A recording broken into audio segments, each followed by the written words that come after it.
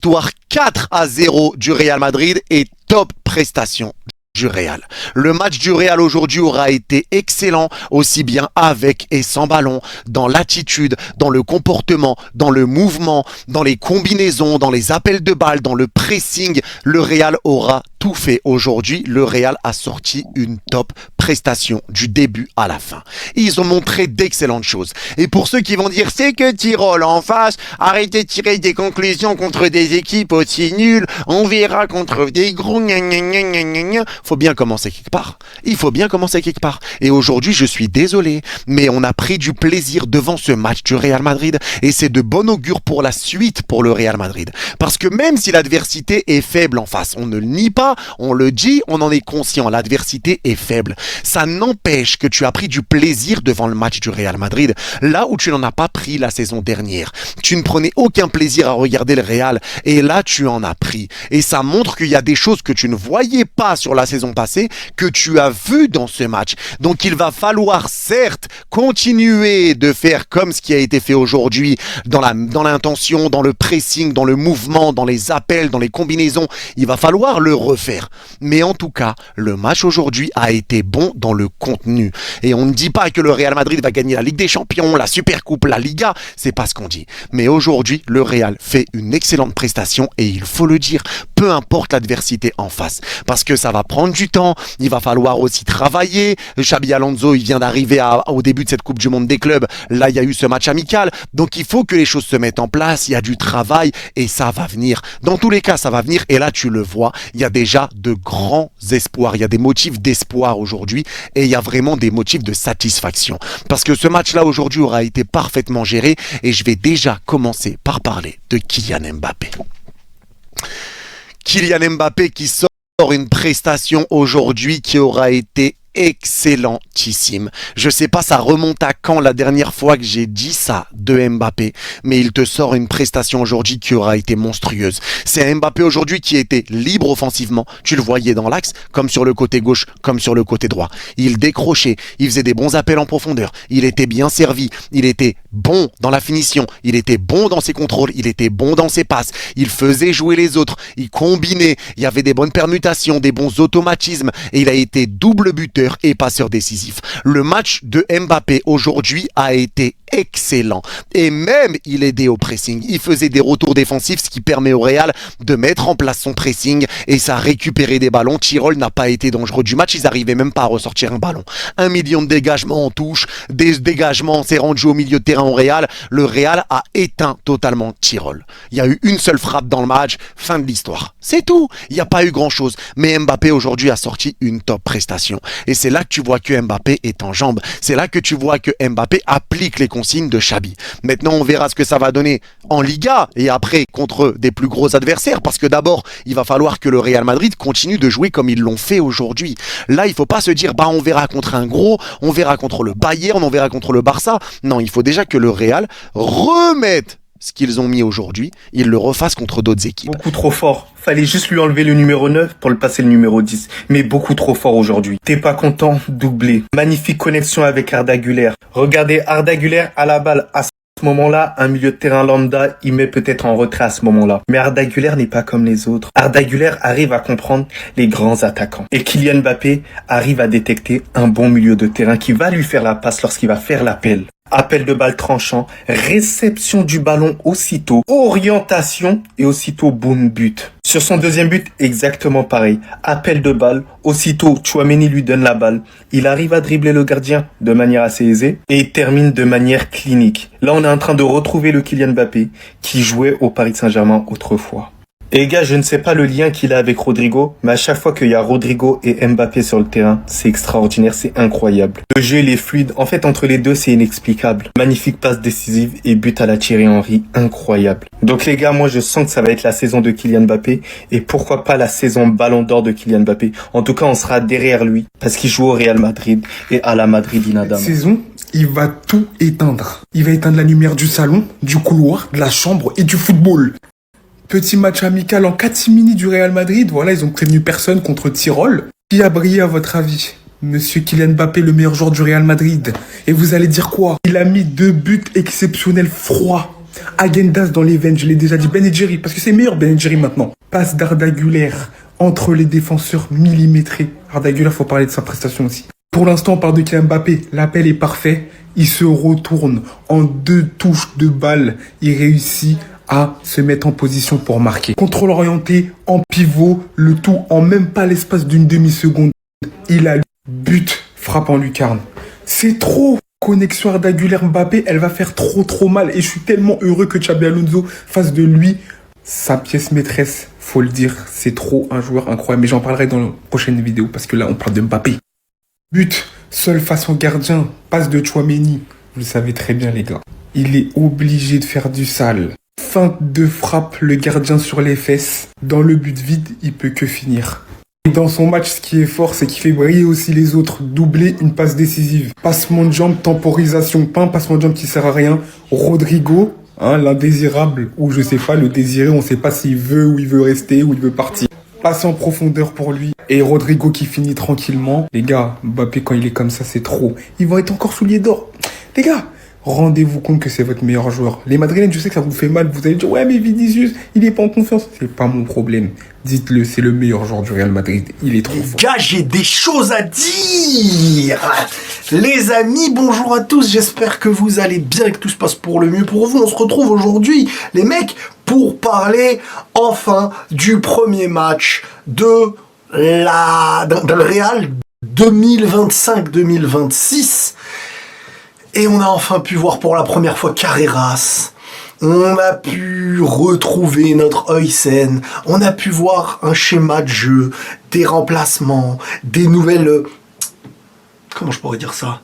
Des nouvelles façons de créer les actions.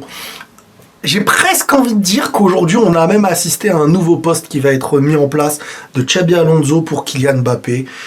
J'ai beaucoup de choses à dire positives, négatives et collectivement, etc. Alors, bien entendu, alors faut le préciser, parce que les petits zigotos, là, je les vois venir, là, mais c'est que Tyrol, mais ils parlent comme ça, ils ont une bouche comme ça, les mecs. Vous aussi, vous les voyez comme ça dans les commentaires. Avant de parler, ils sont... Alors, manière de parler, tu sens qu'ils sont en train d'être grincheux. On sait bien entendu que en face, c'est une équipe qui ne fait pas le poids, qui n'est pas compétitive, qui ne te posera pas de problème. Et ce qu'on va regarder aujourd'hui reste encore quelque chose qu'on imagine et qu'on peut pas encore transférer sur la saison qui arrive. Voilà, on est bien d'accord. C'est-à-dire que des bonnes performances, des bonnes choses collectives et tout, ne veulent pas dire que ça va imposer à une équipe de division 1 espagnole, la Liga, quelque chose de voilà, vous avez bien compris. Maintenant, une fois que c'est dit, on a vu le Real jouer les dernières années contre beaucoup d'équipes inférieures, sans pour autant sentir que il y a une patte qui est mise en place et qu'il y a un système, qu'il y a des schémas travaillés, plusieurs compos, etc. Et ce que je ressens là aujourd'hui, en fait, c'est que il y a une patte Xabi Alonso et des joueurs qui écoutent et qui suivent à la lettre. On leur enseigne des choses à ces joueurs-là, là où par le passé, ça a pu tirer le bienfait, on a pu en tirer des bienfaits. Vinicius libre, Bellingham libre, Mbappé libre, Rodrigo libre. Tu vois, vraiment, tes individualités te portaient, mais quand l'individualité ne te portait pas, sur quelle base tu te réfères, et ben là, c'était ça le problème avant. Là, en fait, on se retrouve dans une équipe où les individualités peuvent te porter sur un schéma où tout le monde comprend collectivement ce qu'ils doivent faire individuellement pour créer un collectif. Je vais évoquer quoi ? Les points positifs, certains joueurs comme Arda Güler. Arda Güler que j'ai trouvé en première mi-temps, à certains moments, même si ça s'est vite rattrapé avec sa passe décisive sur Mbappé, mais au début, on voyait beaucoup plus Ceballos aller chercher le ballon plus bas, vu que c'est son profil et t'as plus de chances de faire... En fait, quand t'as Arda Güler, t'as plus de possibilités de le faire jouer bas, maintenant, mais aussi haut. Là où quand t'as Ceballos, bah forcément, tu peux pas avoir plus d'options pour Ceballos que les options que tu peux avoir avec Arda Güler, en comptant que Camavinga est blessé et j'ai beaucoup d'attentes parce que franchement, avec ce schéma de jeu et l'explosivité, le pressing et toutes ces choses-là qui peuvent exister, Kamavinga peut être un élément très important. Donc vraiment, Kama, on espère qu'il reviendra de sa blessure très très vite et qu'il va reprendre le train avec le groupe très très tôt. Kylian Mbappé qui se transforme en R9 et en plus de ça il fait les efforts que tout le monde lui demandait. Dites-moi si je rêve parce que là les amis son match est trop clean. Sur son 3e but les amis, qu'est-ce qu'il nous a fait? Parlons même déjà de cet homme là les amis parce que c'est lui qui fait la passe décisive, Aurélien Tchouaméni. Encore un match de patron depuis la Coupe du Monde des clubs, le gars il est irréprochable. Combien de ballons récupérés à lui tout seul aujourd'hui? En plus de ça il organise bien la défense et imaginez un peu un Dean Huijsen calme comme jamais à ses côtés. Dean Huijsen était la recrue parfaite pour lui et comme si c'était pas déjà assez de faire des retours défensifs de malade, il fait aussi des passes décisives. Dans l'action du but de Kylian Mbappé, regardez d'où il fait la passe à Kylian. Mbappé se retrouve ici entre deux joueurs de Tyrol. Bien évidemment que Tchouaméni l'avait déjà vu. Kylian Mbappé dégaine l'appel, il lâche la passe. Le dernier accélère, il bat la défense de Tyrol. Il arrive devant le gardien de Tyrol. Le frérot il ouvre ses jambes. Kylian n'était plus là. Il lui a fait un crochet à la R9 les amis. Le frérot il était déjà à gauche. Et là la finition sans forcer, il met dedans. Il était juste trop boosté aujourd'hui. D'ailleurs en plein match, il y a un fan qui est rentré sur le terrain pour prendre une photo avec lui et j'ai même pas fini de faire la vidéo. Il y a Rodrigo aussi qui vient de marquer son but sur une passe décisive de qui? Kylian Mbappé. Le gars il arrive dans la surface, passement de jambes pour temporiser le jeu, il fait une passe décisive à Rodrigo. Le gars il a juste eu un roulé doucement, c'est rentré. Franchement j'espère qu'il va continuer comme ça parce que là les amis c'est très intéressant ce que je vois là. Le côté où il décroche pour jouer sur les appuis ensuite enchaîner avec un appel, ça pourra faire très mal. Regardez le banc de touche, c'est aujourd'hui que j'ai compris. Arda Güler et ce qui lui a été demandé. En regardant le banc de touche, c'est aujourd'hui que j'ai compris. Quand j'ai vu Xabi Alonso citer à toute son équipe Find Arda depuis le banc de touche, plus précisément demander à toute son équipe de trouver Arda qui a organisé le jeu ainsi, les passes qu'il a envoyées à ses coéquipiers, suivi de la parole de Xabi Alonso, c'est là que j'ai compris qu'on va enfin assister à la saison qu'on a toujours attendu de lui. Épanoui au cœur du jeu, organisateur. Bien évidemment qu'on parle de sa passe laser pour le but de Kylian Mbappé, mais c'est aussi ce genre de mec qui vient prendre des transversales. Il en a mis une deuxième d'ailleurs juste après derrière sur coup franc. La palette est tellement large que ça n'en termine plus. Parce qu'on le savait depuis le départ que dans le fond Arda c'était ça. Surtout depuis qu'il a pris 10 kilos de muscle, parce que pour ceux qui sont pas au courant cet été il a charbonné de fou. Mais maintenant qu'il va avoir la confiance de son coach, qu'il va avoir beaucoup plus de rythme, parce que Carlo Ancelotti il le faisait jouer un match, le lendemain il était pas là. L'enchaînement maintenant avec ses coéquipiers qui sont tout autant boostés que lui. Encore une fois, comme je l'ai cité pour Kylian Mbappé, tout est réuni pour que ce soit la saison d'Arda Güler. Ce petit est beaucoup trop choquant.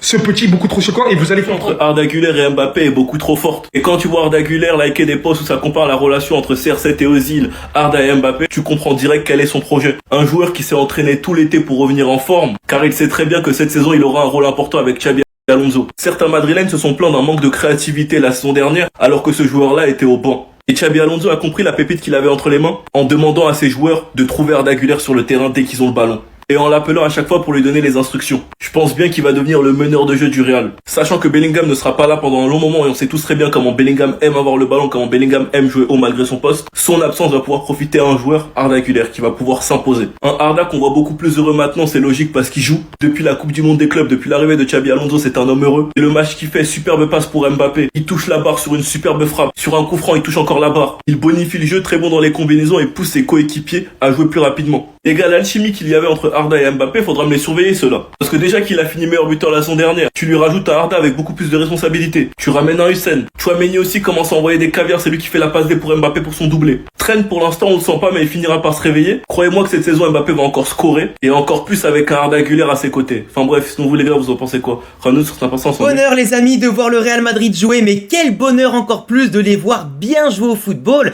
Ça fait plaisir. On a un Real Madrid, on le savait ce soir, qui n'allait pas avoir la plus grande opposition du monde en Autriche contre Tyrol, mais qui a quand même fait les devoirs. On se rappelle d'un Real Madrid, que ce soit en amical ou dans les matchs officiels, qui par moment, peu importe l'opposition en face, peut faire une copie extrêmement pâle, voire extrêmement mauvaise. Là aujourd'hui, on voit quand même que les joueurs ont été appliqués, semblant confiance, prennent du rythme petit à petit avant la reprise de la Liga mardi contre Osasuna, et franchement ils m'ont laissé bonne impression. Donc on va détailler tout ça dans l'analyse tactique du jour à tous les niveaux, et j'espère aussi que dans les commentaires vous avez apprécié le match autant que moi, et je vous laisserai pourquoi pas me mettre une note sur 10 sur la prestation collective de l'effectif, vos tops et vos flops évidemment. En tout cas, pour un premier match amical, parce qu'on n'avait pas vraiment vu celui contre les Ganes, il était à huis clos, t'avais pas de retransmission TV, c'était plus des on-dit des journalistes etc. qui nous mettaient un petit peu l'eau à la bouche de l'envie de voir ça directement aujourd'hui. Donc merci à DAZN au passage en tout cas et à Real Madrid TV d'avoir retransmis ce match-là. Ça nous fait plaisir de retrouver le Real avec un 11 de départ qui peut-être se rapprochera de ce qu'on a eu, enfin et peut-être de ce qu'on aura contre Osasuna pour l'ouverture de la Liga, Courtois au cage, Trent Alexander-Arnold et Carreras en tant que latéral, donc qui sont imposés pour l'instant devant Carvajal et Fran Garcia, je pense, dans la tête de Xabi Alonso. Militao, Hutchinson qui forment un duo très complémentaire derrière. Militao qui avec son deuxième but en 2 matchs amical s'impose peut-être dans la hiérarchie, dans la tête d'Alonso comme devant Asensio, devant Rudiger et devant Alaba, chose qui n'est pas du tout mauvaise, parce que Militao, j'avais dit, s'il revient à un bon niveau physique, il peut vraiment être intéressant et un bon complément à Hutchinson s'il retrouve un très bon niveau. Et pour l'instant, c'est quand même plutôt encourageant. Attendons de voir au plus haut niveau en Liga et Ligue des Champions, mais pour l'instant c'est encourageant. Tchouaméni, Arda, Ceballos au milieu de terrain, en l'absence de Valverde qui était laissé au repos par précaution, et Tchouaméni, et Bellingham bien évidemment qui s'est fait opérer à l'épaule. Pour l'instant c'est très complémentaire, c'est intéressant et plutôt pas mal. Et un trio d'attaque évidemment aujourd'hui qui fait pas forcément de doute par rapport à ce que l'on possède sur le banc, par rapport aux rumeurs de transfert, par rapport aux jeunes aussi qui doivent encore gagner leur place. Brahim, Mbappé et Vinicius, c'est en place pour l'instant, c'est efficace et ça bouge pas quoi. On va voir ensuite, du coup, sur l'analyse tactique, le Real Madrid, dès le début du match, a été dominateur. Ils ont joué haut dès le départ, avec une maîtrise de la possession dès la ligne, évidemment, la plus reculée, avec Hutchinson qui relançait proprement, qui cherchait des fois des passes laser directement pour sauter une ligne, qui arrivait souvent dans les pieds, parfois dans la profondeur, avec un Tchouaméni qui reculait de temps en temps au niveau des défenseurs centraux pour justement apporter son soutien, une solution, une relance supplémentaire, en tout cas, un point de fixation supplémentaire pour, en tout cas, Ceballos et Arda qui des fois pouvaient se projeter un peu plus haut sur le terrain, qui étaient en tout cas plus proches par moment des ailiers ou des attaquants, ce qui permettait un jeu de plus en plus fluide avec beaucoup de mouvements entre les lignes ici, comme on peut le voir avec les joueurs constamment en mouvement. Tu avais aussi beaucoup de mouvements côté Real Madrid avec un coulissage sur les latéraux, sur en tout cas les milieux ou les ailiers qui revenaient, et ça faisait plaisir parce que tout le monde participait à la mise en place des occasions, le bloc montait de plus en plus haut, et surtout l'intérêt c'était justement c'est que ce jeu entre les lignes et ces passes constamment dans la verticalité du jeu faisait reculer Tyrol qui avait du mal à sortir sans balancer les ballons devant, que nous on récupérait avec un calme olympien et une sérénité qui nous caractérise normalement quand on est en forme et dans les bons matchs. Mais tu vois, aujourd'hui le Real n'a pas eu non plus à forcer son talent.